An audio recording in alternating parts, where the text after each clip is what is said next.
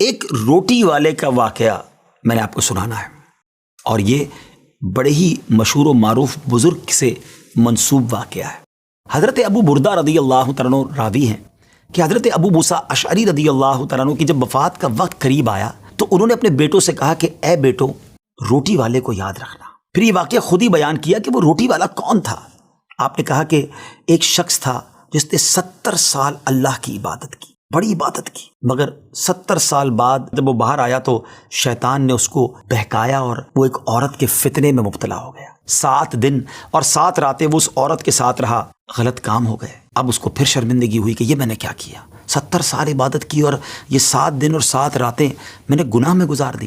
بڑا شرمندہ، بڑا نادم، قدم قدم پر سجدے کرتا جاتا، توبہ کرتا جاتا۔ اب چلتے چلتے چلتے ایک مسافر خانے میں پہنچا تو وہاں 12 مسکین لوگ پڑے ہوئے تھے، لیٹے ہوئے تھے۔ اس نے بھی جگہ بنائی اور ان کے درمیان جا کر خود بھی گر کر سو گئے۔ اب رات میں ایک شخص آیا جو ان کو کھانا دیا کرتا تھا، روٹی دیا کرتا تھا۔ ایک ایک کر کے 12 روٹیاں لے کر آیا تھا، اس کو پتا تھا یہاں 12 مسکین رہتے ہیں۔ ایک ایک کر کے سب کو روٹی دینے لگا۔ وہ شخص جو یہاں آ کر اچانک بیچ میں آ کر لیٹا تھا، اس کو بھی وہ مسکین سمجھا اور اس کو بھی روٹی دے دی۔ لیکن ظاہر ہے کہ اگر ترتیب سے روٹی دیتے دیتے آگے آئے تو آخری نمبر والے کو روٹی نہ ملی، کیونکہ یہ تو 13 ہو چکے تھے۔ تو بانٹنے والے سے اس مسکین نے کہا کہ تم نے آج مجھے روٹی کیوں نہیں دی؟ اس نے کہا میں نے تو سب کو ایک ایک روٹی دی، کسی کو 2 نہیں دی۔ کہا تم مجھے روٹی نہیں دے رہے ہو۔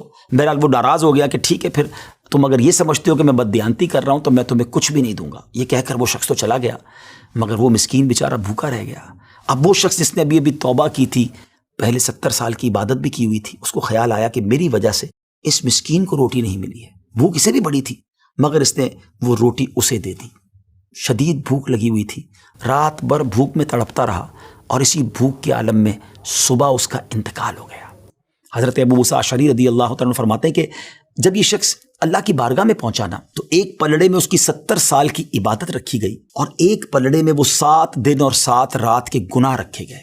تو فرمایا کہ وہ گناہ جو تھے وہ 70 سال کی عبادت سے آگے بڑھ گئے، یعنی اب اس کے لیے گویا حکم ہو سکتا تھا کہ وہ جہنم میں جائے، مگر ان 7 دن کے گناہوں کے سامنے وہ روٹی رکھی گئی، اور اس روٹی کی برکت سے، کیونکہ وہ اخلاص کے ساتھ ایثار کی گئی تھی، مسکین کی مدد کی گئی تھی، وہ 7 دن کے بڑے بڑے گناہ معاف کر دیے گئے اور وہ جنت میں چلا گیا۔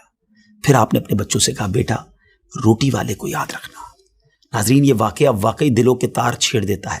2 باتیں سیکھنی ہیں کہ بعض اوقات کچھ لوگ کہتے ہیں یار میں نہیں بہک سکتا، میں تو بڑے اچھے ماحول میں ہوں۔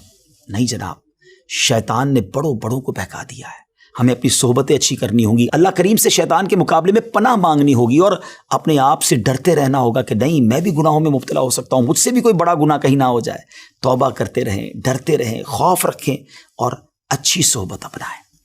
اور دوسری بات، صدقہ جو ہے نا وہ گناہوں کو مٹا دیتا ہے۔ صدقہ اللہ کی بارگاہ میں بڑا پسندیدہ ہے، غریبوں کی مدد کرنا یہ اللہ کو بڑا پسند ہے۔ ہمیں بھی چاہیے کہ وقتاً فوقتاً اپنے غریب پڑوسیوں، غریب رشتہ داروں، غریب مسلمانوں کی مدد کرتے رہیں۔ اور دعوت اسلامی کا شعبہ FGRF سبحان اللہ دکھیارے مسلمانوں کی شاندار انداز میں مدد کرتا ہے۔ سیلاب زدگان کی مدد کتنے بڑے پیمانے پر کی گئی اور یہ سارا سال ہی اب کچھ نہ کچھ سلسلہ رہتا ہے، تو آپ بھی FGRF کا ساتھ دیجیے، دکھیارے مسلمانوں کی مدد کیجیے۔ اللہ آپ کے رزق حلال میں برکت عطا فرمائے اور ہم سب کے گناہوں کو معاف فرمائے۔